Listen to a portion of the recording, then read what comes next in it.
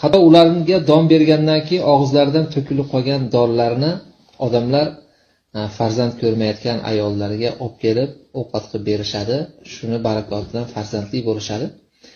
Bu kaptarlarga Alloh taolo bu darajada buyuk iltifot ko'rsatganining sababi nima desangiz, bir vaqtlar Hazrat payg'ambarimiz sollallohu alayhi vasallam do'stlari Abu Bakr Siddiq roziyallohu anhu bilan Savr g'origa yashiringanlarida ikkita kaptar o'zlarini hayotlarini bu kishilarni himoyasi uchun fido qilgan edilar.